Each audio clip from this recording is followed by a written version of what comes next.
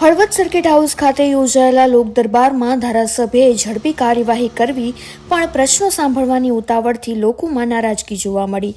ધારાસભ્યના પીએ દ્વારા મેરુપર ગામના ગ્રામજનોને 30 વર્ષથી બિસ્માર રોડની રજૂઆત કરવા બદલ હાંકી કઢાયા। ઉપરાંત દારૂબંધી અને ગાંધીજીના દારૂ પીવા અંગેના પ્રશ્નોથી ધારાસભ્યએ મૌન સેવ્યું હતું। રોડની તકલીફ છે। મેરુપર ગામ મારું નામ ભરતભાઈ રામાભાઈ સોલંકી અને આ 5મી વખત ધારાસભ્યને રજૂઆત કરવા આવ્યા। કાયમ એમ કહે છે બરાબર કે રોડ તો થઈ જશે પણ આજ 7 વર્ષથી રોડની રજૂઆત ગામ કરે છે, ઠામ કોઈ હાલે એવું નથી। 2 વખત ગામના ટ્રેક્ટર ઊંધા પડ્યા। હવે રસ્તે બિલકુલ હલાય એવું નથી। કદાચ કોક મરી જાય, ટ્રેક્ટર ઊંધું પડે તો એની જવાબદારી કોણ લે છે બરાબર।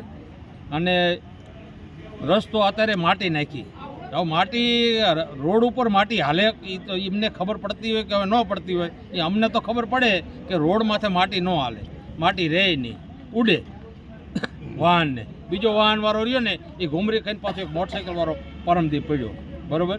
બોલે આગળ ગાડી જતી હતી, ડમરી ઉઠતી હતી એટલે મોટરસાઇકલવાળો પડ્યો, એને પગ ભાંગી ગયો।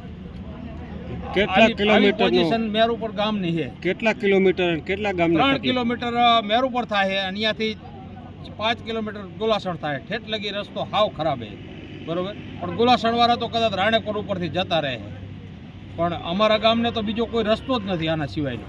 અને જ્યારે આવો ત્યારે એરિકેશનનો હોય અને અમે ન બનાવી ગઈ।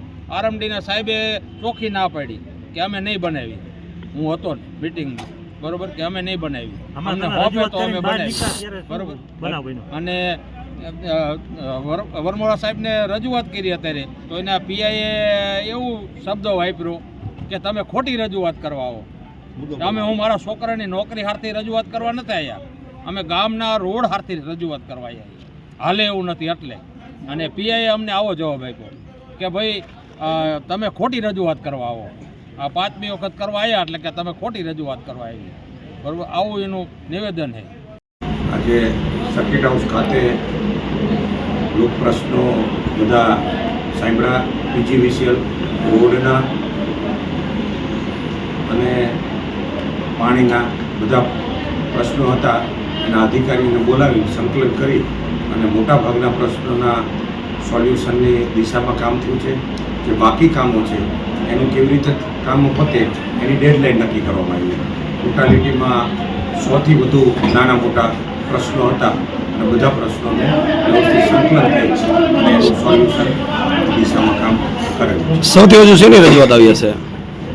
બધા પ્રકારના પ્રશ્નો હતા, પાણીના પ્રશ્નો હોય, પીજીવીસીએલના પ્રશ્નો હોય, બધા પ્રશ્નોનું સંકલન કરવામાં આવે છે। તમારો સાહેબ એક વિડીયો આવે તો મહાત્મા ગાંધી દારૂ પીતા હતા એને લઈને, તો તમે ક્યાંય સોશિયલ મીડિયામાં જોયેલું કે કોઈ વાંચેલું કે શું હતું? કોંગ્રેસે તમારો વિરોધ કર્યો, રાજીનામાની માંગ કરી છે। હું વારંવાર કહું છું કે વિષયાંતરો ક્યાંક ના ક્યાંક કરવામાં આવે છે।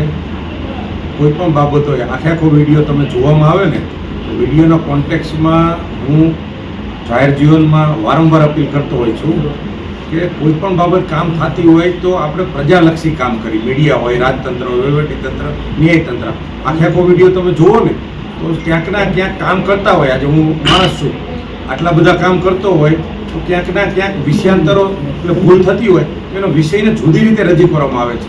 એટલે મારા એ વિડીયોમાં પણ આખો વિડીયો તમે જુઓ ને 12 મિનિટનો, તો મેં કીધું છે કે આપણે બધા ભેગા થઈ, મહાત્મા ગાંધીજીની જે અપેક્ષા શું હતી આપણા બધા પાસે કે તમે ભેગા થઈને આપણાપણાનું રાજ્ય બનાવો। અને હું એ ભાવથી કામ કરવાવાળો જનપ્રતિનિધિ છું।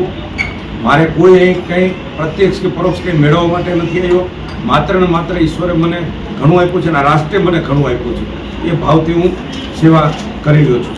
તમે દારૂબંધીની વાત કરો છો, હળવદમાં છેલ્લા 3 વર્ષથી તમે ધારાસભ્ય તરીકે કાર્યરત છો। હળવદ અને ધાંગધ્રામાં ખુલ્લેઆમ 20થી વધુ આટડાઓ દારૂના આવેલા છે, અત્યાર સુધીમાં તમે કેવી કાર્યવાહી કરી? મારા ત્યાં હું 0 ટોલરન્સની નીતિમાં કરતો હોઉં છું। કોઈ પણ માણસ આવે દારૂ બાબતોમાં, જુગાર બાબતોમાં મારી 0 ટોલરન્સ નીતિ છે। મારી રીતે પૂરા પ્રયત્ન કરી અને સોલ્યુશનની દિશામાં કામ કરું છું। Thank you.